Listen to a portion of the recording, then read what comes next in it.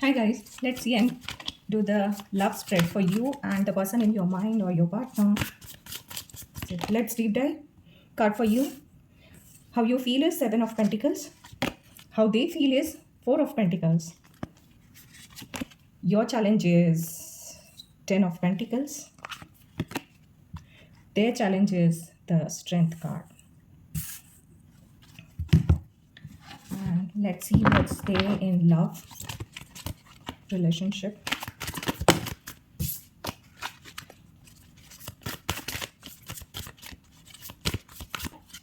Strength of your relationship is Three of Swords. The dominant energy in the connection is the World card. And the weakness between you two is the Empress.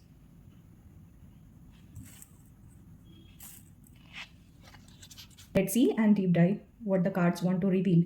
Seven of cups तो यही कह रहा है कि you have put in all your efforts और आप patiently wait कर रहे हैं इमोशनली जो आपको इन्वेस्ट करना था जो चीज़ें कहनी थी अपनी तरफ से जो एफर्ट्स लेने थे रिलेशनशिप के लिए अपने पार्टनर के लिए you are truly you have done your role in it and now you are waiting कि जो आपने एफर्ट्स डाले हैं वो रिवर्ट होकर आपके पास आए या सिचुएशन उसके अकॉर्डिंगली संभले आप एक लॉन्ग टर्म स्टेबिलिटी चाहते हैं पेंटिकल्स का कार्ड है सो एक लॉन्ग टर्म स्टेबिलिटी चाहते हैं आप और आप के फुली ये चीज़ों को थोड़ा संभल के सूझबूझ के साथ थोड़ा इवैल्यूएट कर रहे हैं कि आगे की चीज़ें कैसी मूव हो आगे आपके क्या स्टेप्स होने चाहिए रिलेशनशिप को लेके आपके को कैसे अपने पार्टनर को हैंडल करना है या रिश्ते को आगे कैसे बढ़ाना है सो ये चीज़ें फ्यूचर से रिलेटेड आप थोड़ा सा सोच विचार कर रहे हैं कि चीज़ों में आगे कैसे मूव करना है कैसे स्ट्रैटेजी होगी कैसे इमोशंस होंगे अगर ये नया प्यार है आप शादी की तरफ आगे मूव हो रहे हैं एंगेजमेंट की तरफ मूव हो रहे हैं so then that applies but ये अगर एग्जिस्टिंग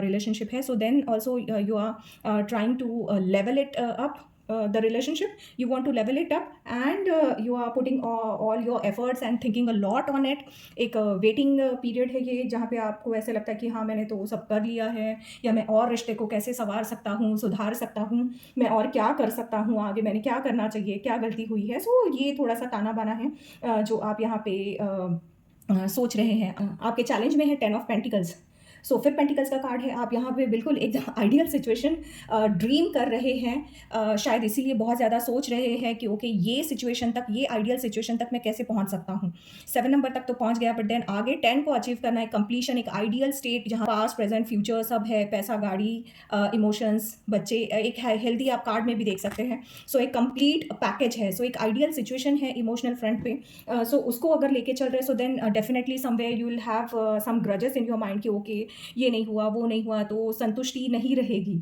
सो एकदम से पिक्चर परफेक्ट और आइडियल सिचुएशन आप इमेजिन कर रहे हैं तो वैसे तो शायद टाइम लगेगा सो आपको थोड़ा सा प्रैक्टिकल होना पड़ेगा आपको एक्सपेक्टेशंस को लेके you need to accept imperfection and find happiness in small moments है ना जो आपने टाइम बिताया है अपनी इमोशनल फ्रंट में रिलेशनशिप में उसको थोड़ा चेरिश कीजिए जो है आपके पास उसको एक्सेप्ट कीजिए उसको वैल्यू कीजिए you need to cherish small moments perfect ending की तरफ मतलब डेस्टिनेशन पे फोकस ना रखते हुए जर्नी को एंजॉय करना है ओके समवेयर और the destination has to be there in your mind to chase it right but then you need to enjoy your journey जो अभी आप मोमेंट्स बिता रहे हैं बात कर रहे हैं इमोशंस शेयर कर रहे हैं अपने पार्टनर के साथ तो उसको भी आप एंजॉय कीजिए यही एक चैलेंज है जो आप फेस कर रहे हैं यहाँ पे टैरो आपको गाइड कर रहा है to change your prospective to enjoy the little moments right so that कि ये जो बहुत ज़्यादा जो एक्सपेक्टेशन आप बांध के बैठे हैं बहुत ज़्यादा जो सोच विचार कर रहे हैं इवैल्यूएशन कर रहे हैं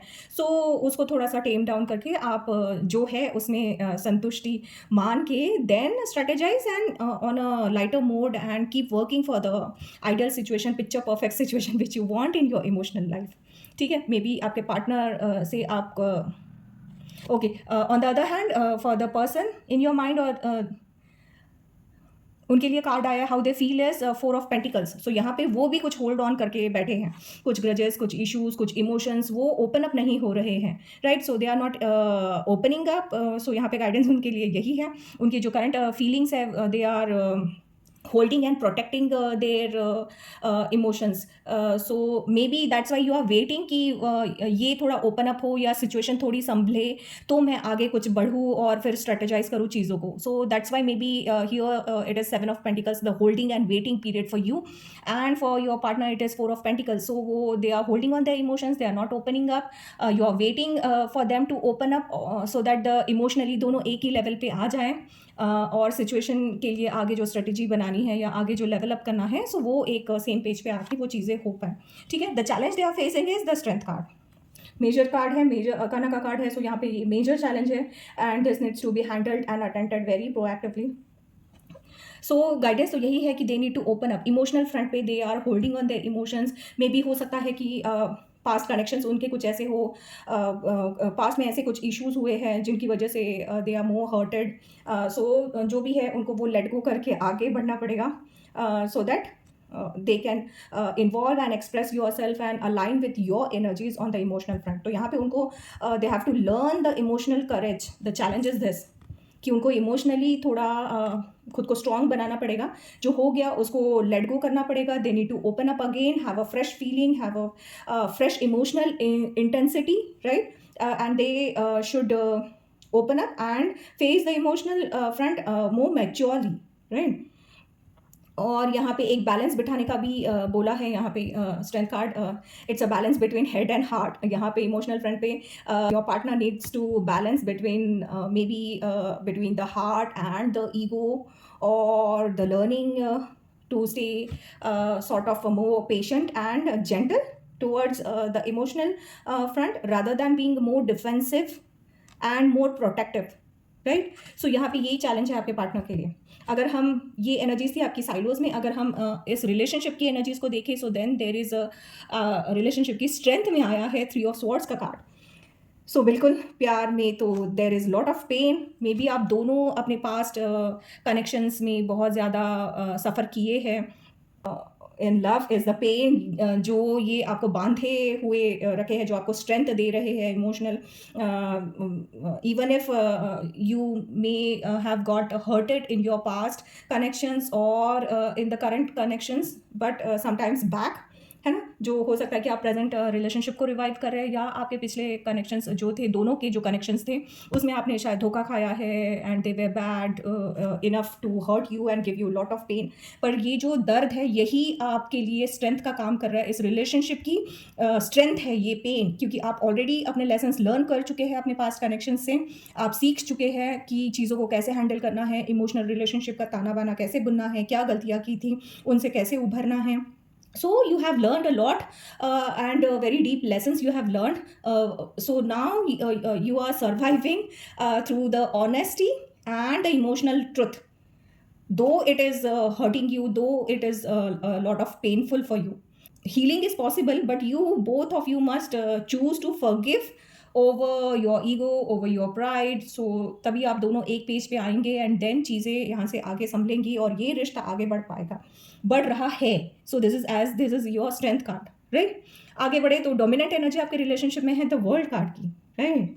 सो एक मेजर अकाना का कार्ड है, एक मेजर चैप्टर है.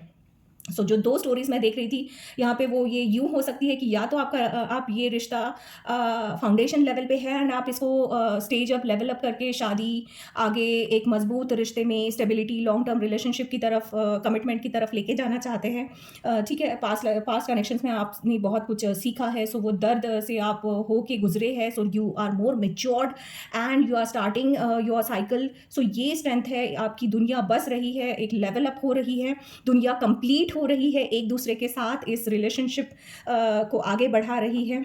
एक प्रोस्पेक्टिव ये है. दूसरा प्रोस्पेक्टिव ये है कि मे बी रिलेशनशिप आप ख़त्म कर रहे हैं. यहाँ पे आपने अपने एफर्ट्स दे चुके हैं, but you are waiting for the response from your partner and your partner is holding on to some grudges, या कुछ लड़ाई झगड़ा कहीं अनसुनी हो गई है and they are not able to arrange the and grab the strength to open up, right. They are struggling over there, right. So this is causing a pain over here and a lot of trauma over here, and that's why you are about to close the chapter. You are about to close the relationship and move on. सो ये एक दूसरा perspective है। सो या तो चीज़ें foundation से एकदम शुरू हो रही है एंड चैप्टर शुरू हो रहा है, नई किताब शुरू हो रही है जो इस रिलेशनशिप का फाउंडेशन है, या फिर चीज़ें एकदम ख़त्म होने के कगार पे है।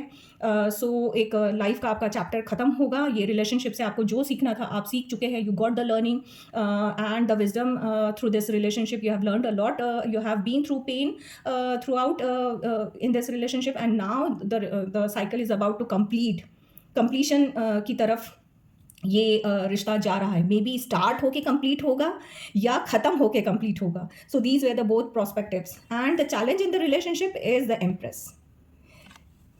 सो एम्प्रेस कार्ड आपको यही गाइड कर रहा है, जो आप चैलेंज आप फेस कर रहे हो इस रिलेशनशिप को आगे लेके जाते हो, that is consistency. Maybe you both are not able to give time, maybe both of your energies are from on the emotional front are not aligned on the same page. You are not there on the same page. They are fighting and struggling from their past and holding on to some grudges. You think you have given everything, but and you want the ideal situation, ideal partner as per your thought process. So maybe they are not able to match up the level, and that's why there are some conflicts and all. So यहाँ पे consistency वाला जो problem है वो मैं यहाँ देख पा रही हूँ। So job के लिए हमें consistent रहना होता है, perform करना होता है day in day out. So in relationship also day in day out you have to work throughout, right? वो बीज को पानी डालना होता है। Every day you need to take care of your partner, you need to be present emotionally, you need to be to heal each other, love each other, grow equally, right? So यहाँ पे ये एक चीज़ है जहाँ आप शायद थोड़ा struggle face कर रहे हैं इस ताने बाने को आगे लेके जाने के लिए। So this is what I can see you. Overall जो मैसेज है ये एक कामिक रिलेशनशिप है, बिल्कुल जो आपका करंट रिलेशनशिप है, it is a very karmic relationship, karmic bond है, it is build on the lessons of patience, there is lot of vulnerability, there is a healing, right? So यही guide कर रहा है कि अगर आपको रिलेशनशिप को आगे कंटिन्यू करना है, so then you must water it with understanding, care, और अपना ईगो लेट गो करना पड़ेगा, and you need not to control, right? And you need to not to be in silence, you need to open up. रिश्ते को control नहीं करना है, silence में, साइलोज में नहीं बैठे रहना है, you need to open up, you need to discuss a lot, you need to nurture this relationship so that बात होगी तो बात बनेगी एंड रिश्ता सुधरेगा, संवरेगा, संभलेगा। This is a very karmic relationship, so then yes this can fulfil you or give you lot of learnings and wisdom on both ways. The card is urging you to release the control, open up, don't hold on to things, let the love grow naturally, है ना? अपने ego को टेम down करना है, अपने control को टेम down करना है, ये जो चुप्पी है इसको तोड़ना है, एंड प्रोएक्टिवली अगर आप सेम पेज पे आगे ओपन अप होते हैं, लेट गो करते हैं अपने ईगो को, अपने कंट्रोलिंग नेचर को, and if you align your energies equally according to your partner to level up them, एक पेज पे आते हैं, so then yes this could be a good emotional tana bana with lot of honesty and compassion, right? So that's it from my side. Thank you. Stay blessed.